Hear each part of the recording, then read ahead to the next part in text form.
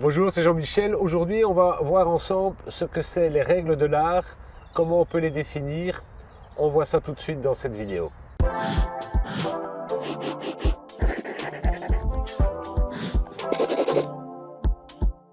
Les règles de l'art, tout le monde en a déjà entendu parler. On en parle souvent dans la construction, mais c'est quoi exactement? Est-ce que ça a à voir avec l'art en tant que tel ou pas? Bien évidemment que non. En fait, il n'y a pas de définition vraiment précise des règles de l'art.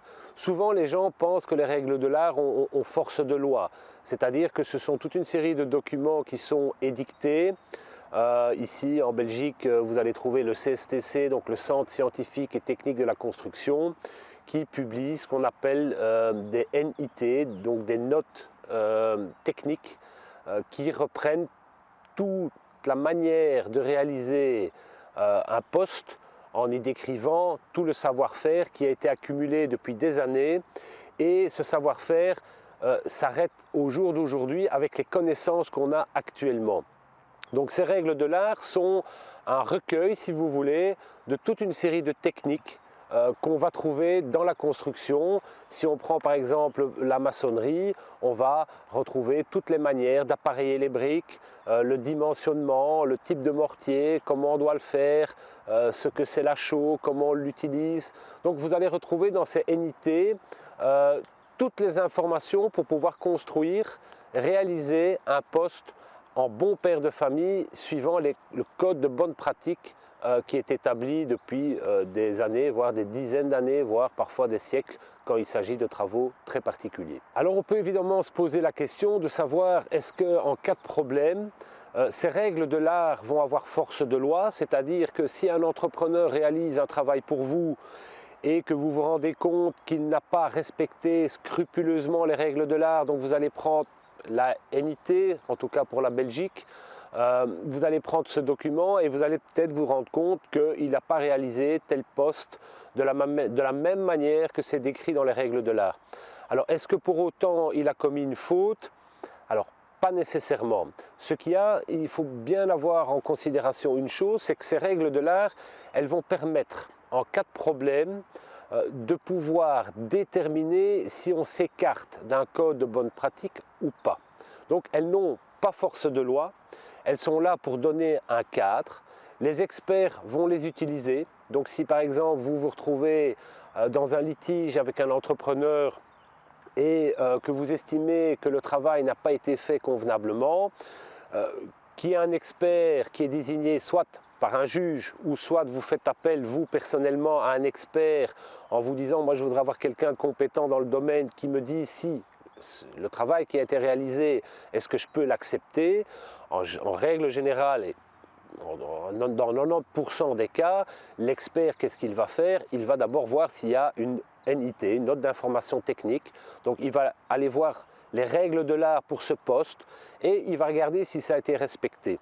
Alors maintenant, l'entrepreneur, puisque ces règles de l'art, encore une fois, ne sont pas définies de manière, j'ai envie de dire, limitée, c'est-à-dire qu'on peut s'en écarter. Un entrepreneur pourrait justifier et vous dire, bah, écoutez, moi j'ai une manière de travailler dans mon entreprise, on travaille de père en fils, et on a une manière de faire qui n'est peut-être pas reprise dans les règles de l'art, mais qui est le fruit d'un savoir-faire depuis des années qu'on utilise, avec lequel on n'a jamais eu de problème.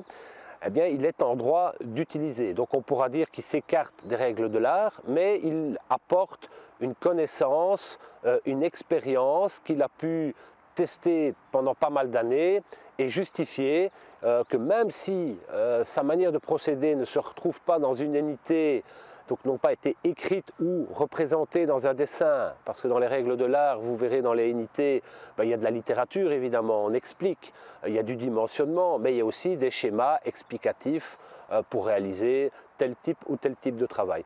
Donc elles ne sont là que pour donner une idée, un cadre de la manière dont les choses doivent être faites, et en aucun cas elles ne sont une vérité absolue.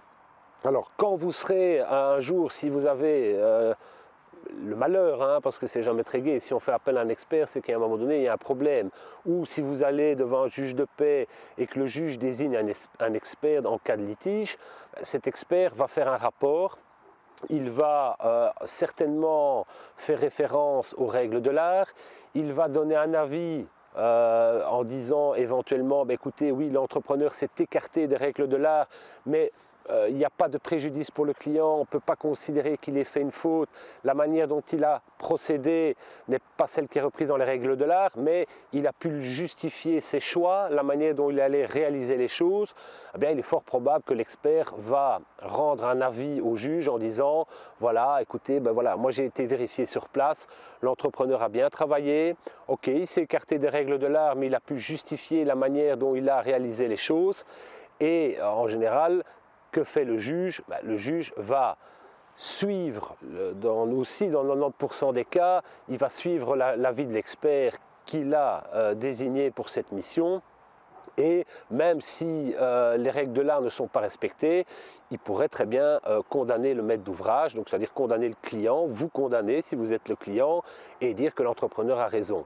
À l'inverse, il pourrait aussi, l'expert pourrait considérer que vous vous êtes écarté des règles de l'art et que ce que vous avez proposé est peut-être viable dans l'instant, mais que d'ici quelques années, ce que vous avez fait va se détériorer pour X ou X raisons. Donc on voit ici que ces règles de l'art ne sont pas quelque chose sur lequel on peut s'appuyer de manière ferme et définitive.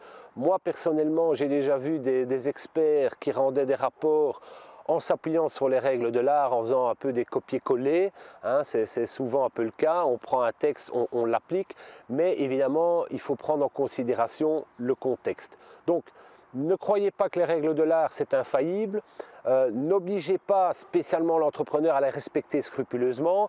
Je dirais qu'il est de bon ton et de bon sens quand un entrepreneur fait un travail, qu'il ait au moins pris connaissance des règles de l'art qui sont propres à son activité à lui.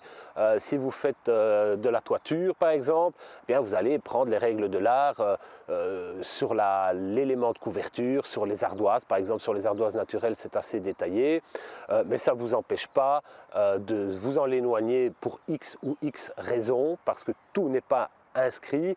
Et là on verra aussi au niveau de la justice qu'il y a des cas de jurisprudence et qu'on peut les apprécier de manière différente.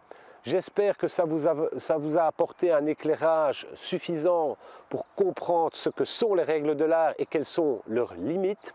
Si vous avez aimé cette vidéo, n'oubliez pas de la liker, n'oubliez pas de vous inscrire, de vous abonner à la chaîne et on se retrouve bientôt pour d'autres explications.